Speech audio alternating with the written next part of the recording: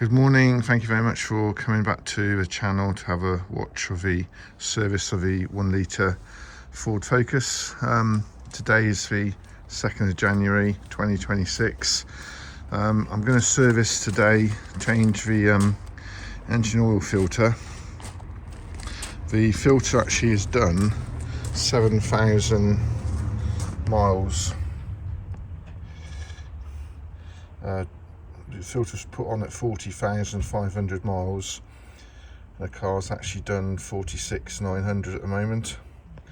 So it's done approximately, I think, 6,500 miles. So I'm going to take the air filter box out, the air intake there. This has got to come off here, the top of the radiator cowling, to get the torque wrench to unscrew the oil filter. I'm taking it from the top, putting a drip tray underneath it, because I'm not doing a full oil change, because the oil's only done 1,500 miles roughly since I've done an oil change. So the oil's done 1,500, but the filter has done, I'll put it on the bottom of the screen what it's done. I think it's done 6,500 miles, but I like to change it periodically. It's easy to do, so I'll show you how I do that. And I'm going to be using a trim tool, which I'll show you in a moment. I'm going to lay all the pieces of equipment out on the table. But that's the engine, amazing engine on the 1 litre.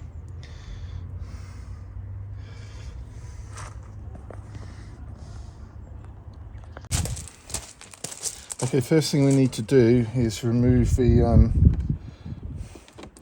trim, using the trim strip tool.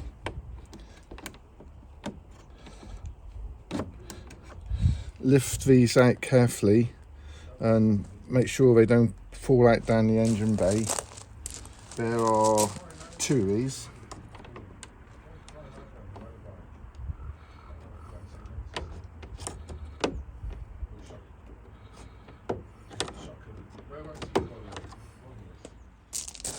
What we need to do is actually use a 7mm spanner just to undo the airbox housing clip here. That will come undone then.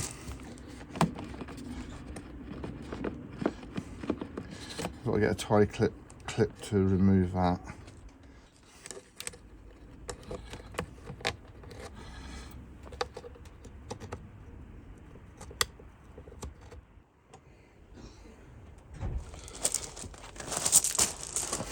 So what I tend to do is on the air mass flow sensor is actually put a Jubilee clip on this cable here to hold it in position, stop it flopping around.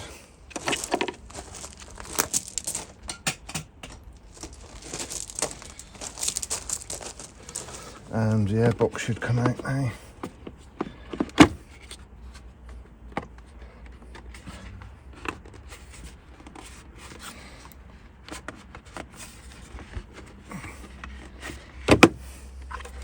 Right, what you don't want to do is ever touch that airflow sensor, so be very careful with that. Now this filter, air filter, has been in for 25,000 miles, I think, and it's still pretty immaculate. It was put in at 26,000 miles on July 23rd. The car's done 47,000 miles now, and it's still virtually brand new. The car's not driven in bad weather. That's really, really clean. Actually, if you hold it up to the light, I might change it, but it's really, really clean, that is.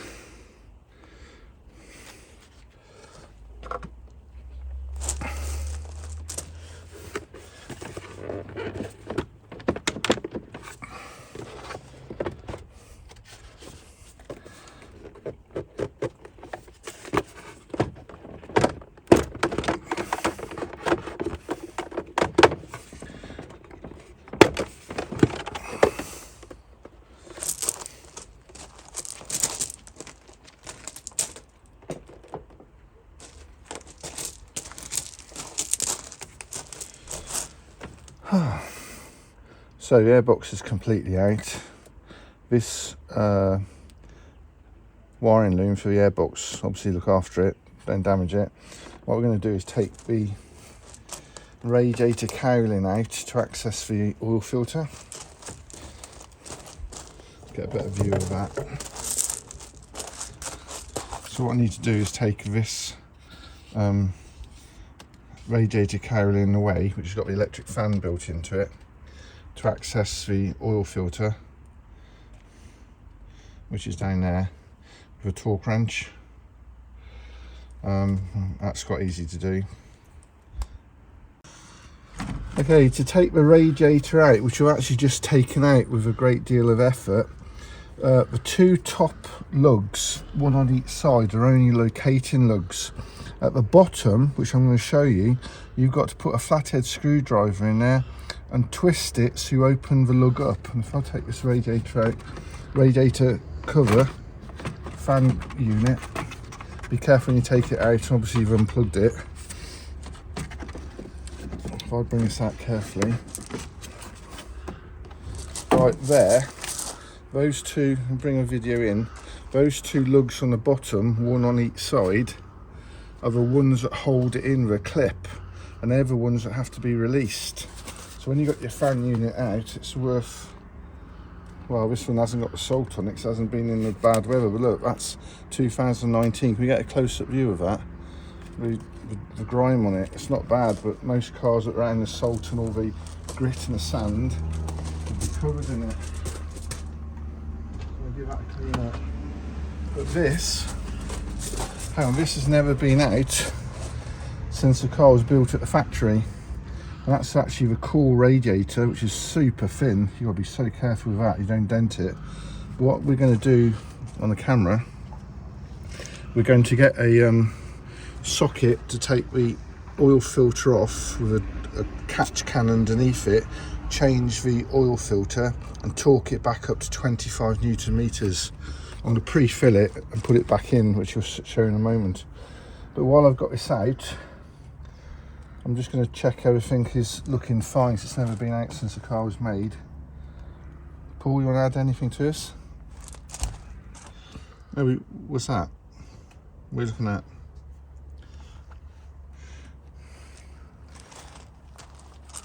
So what I've used it actually is a milk bottle cut for a catch can. And if we zoom in on that, can we zoom in on that, Paul? Zoom right in. So the catch can's caught all the oil. It's just dripping out of the actual engine block. And in my hand here is actually the filter, which I've taken off with a proper filter adapter. Don't tip it upside down. Let's have a look at the filter adapter. No, we'll see that in a moment, Paul. Yeah, it's jammed on there. You have to get a screwdriver and it's full of oil as well. So what we don't want to be doing is getting oil all over our clothes.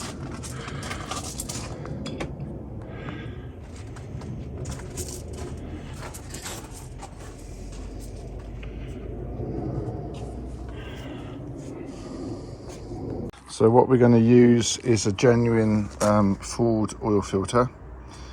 Motocraft, and I've actually got the mileage already written on the filter.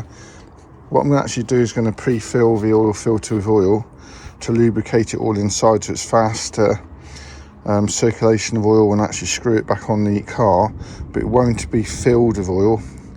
I'm just going to pre-fill it, wet all the filter, drain it again, put it onto the car torque wrenched, 25 Newton meters using a torque wrench. And then I'm going to put the equivalent of that oil filter in the top of the engine block when it's all put together, so the oil is the correct level on the car. So what I've done, I actually filled the oil up in the oil filter, letting it soak in the pleats. Probably just see it there.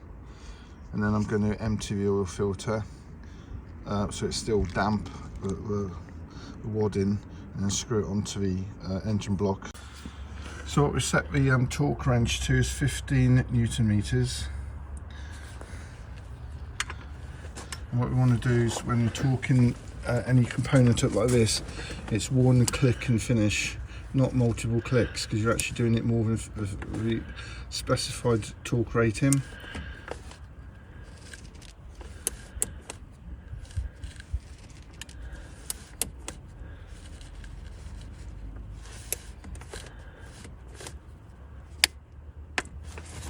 That's 15 Newton meters there torqued up.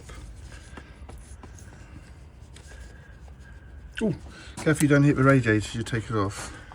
Yeah, so what we're going to do now, to take that plate off there, what you do is you get some round nose pliers, some big pliers, and you just ease it off. I'll show you that in a moment. So when the filter's actually fitted and it's torqued up, what you need to use is some pipe wrench. So what you do is you grip it there, and you give it a gentle tug, but don't hit the radiator core. So you just ease it off gently, wriggle it off by gripping that, which I'll do. Actually, Paul, if you just do that video that way. I'm going to go this way with it.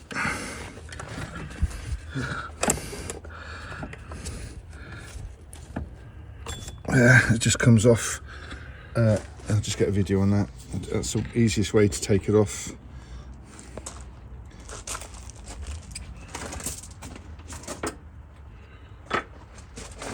So what I'm going to do now is just take the catch can out. Hopefully there won't be any overspill. That worked out well, that bottle. Obviously make sure you do the top up on the milk bottle. And that's actually if you can see that, that's what actually dripped out, and the tray underneath it's spotless. So what we're going to do is dispose this oil properly, the old oil. It's actually as a tub we actually take to a recycling centre. So with a milk bottle top, it's ideal for draining the surplus oil, and we're going to reuse this next time we do an oil change. We're going to store this. That's a really clean way of actually recycling oil without getting oil all over your driveway. Now I have to say something. The best way to buy oil is from Westway Oils. You buy it in a big 25 litre container. Actually, just film that. That's Westway Oils. That's what we use. That's the correct oil for the Ford 1 litre. You save a fortune, 70 quid for the whole 20 litres. Yeah. The car's done 47,000 miles approximately. We've just done an oil change on a video, and I've just dated it, so to do a close-up of that. We're 2nd of January 2026. What's interesting for me is the car's done 47,000 miles. This radiator fan unit's never been out ever since the car was built. And that's the only road grime the fan unit behind the radiator's actually got. And I haven't cleaned it yet, but I'm about to clean it. So it shows there's zero salt or salt sand. That's actually just road dust, looking at it, which I'm really pleased to see. But that's going to get clean. These air flaps are a good design for helping cold starts on a cold morning when you're actually not moving, you're sat in traffic. They work well. So that's the fan unit.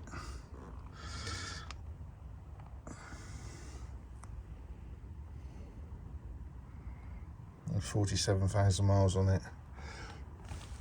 And I'm just thinking, shall I change the air filter? Paul, you know this air filter's been in since 25,000 miles and it hasn't been changed, but when you look at it, it's pretty immaculate still. What's your view on that? I don't think you can hold it up to a light. Where's the sun? Actually, no, you can see. Yeah, see, you can see through it with the sun there, how clean the filter is. Dates on the side. Yeah, the date's on the side there. It's fitted at 26,000 miles. But actually, look, Paul, when you look at this holding up to the sunlight, it's really, really clean still, even looking at the pleats with my naked eye. So what's your view on that? If the car doesn't go in a dirty road for grime, would you carry on using it or just change it? Once a year, just bang a new one in. Yeah, they're not expensive, but it just shows you with driving not in dirty conditions how clean a filter can stay. Yeah, I'll change it just for the sake of changing it, but you could carry on using that. Interesting. Obviously there's inside the airbox, which is going to be clean anyway. Right, coffee time. Okay, just given the fan housing a good clean down with some Mk4 cleaner, but obviously not watered the electrical connections, kept those dry, and I'll go back in the car for another 47,000 miles. That's just been done anyway. Okay, so to insert the fan housing unit, where the electrical plug is, that goes in first to clear the wiring loom. Obviously be very careful with when you're putting this in. Just take your time. Make sure you clear all the hoses. The reason I'm taking my time on it is to... Right, when we did it on the red Vignale, our other car, we actually didn't put the lugs in at the bottom properly. So the lugs, you got two on each side at the top and two on the bottom. You have to align them before you drop it into place. Which is just lined up there. And also I'm being very, very careful on this. Well, that's lined up there. And that's lined up there. Right, before I click it into place, take your time, line the bottom and the top up, and when you click it in, it just slots in place and it's locked in on the bottom. The top are only guides on it. So right, that radiator fan unit's in, and make sure it is, as I'm checking now, it's not flopping around and you haven't got the bottom lugs in, and they're definitely in. When you actually connect to this, actually the fan technically is live with the car's ECU and front temperature, so if it was a hot engine it could actually start up and take your fingers off. So before you connect out, make sure you're absolutely happy, which I am. That's nicely firmed in. Paul, you happy? So when I connect that back up, everything's ready to assemble. And as I correctly did, make sure that's clicked in. Make sure that's clicked. You don't want to be overheating on the motorway or the highway. Like, that fan unit's now live, so don't put your fingers anywhere near it, even though the engine's cold. We're going to put the airbox back in. I've cleaned up the copper grease, which I actually put over the earth. Are they earth leads? Would you say they're earth, aren't they? Cool. I've cleaned the copper up because it didn't look too good, but the copper just stopped any corrosion going on with those. This has never been off, and just check if there's any sand or anything. Actually, that's slightly deformed where that's been clipped on. So when I put it back in, I'll make sure that. Where's that fit actually, Paul? That goes over the radiator, doesn't it? You say that sits on top of the radiator? Anyway, the airbox unit is ready to go in. I've actually done this myself on my own. You're normally doing this, Paul. Right, make sure there's nothing in the way. Line the lugs up. That's seated.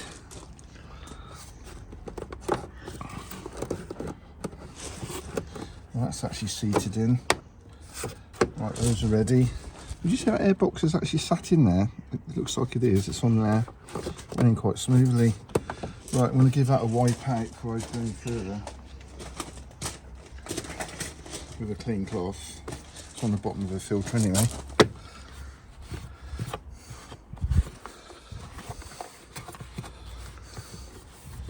Nice and clean. I'm going to put a new filter in there. Just tie clipped wiring up neatly there. When you actually lock this in position, that's actually locked, but that's unlocked. To take it apart, put it into a lock position there, and just very carefully with 7mm spanner, just lightly do this up, but not overdo it. Just want to do it off camera so I can just feel when it's actually, I might just do it now actually. So it's just gripping it, which is just gripping it there. That's not going to come undone there. You can over tighten these with a spanner, so be real careful you don't over tighten it, so it's not going to move and undo. What I wanted to point out is when you put the airbox on, there's two lugs here, one there and one back there. You have to make sure the airbox is firmly seated by putting these fins, clips underneath to hold it securely in place. There's your one just there. I'll put a circle around it on the video, but make sure it's seated there properly, and the airbox is fully down flat, and the two clips, one clip there and one clip at the back, is seated.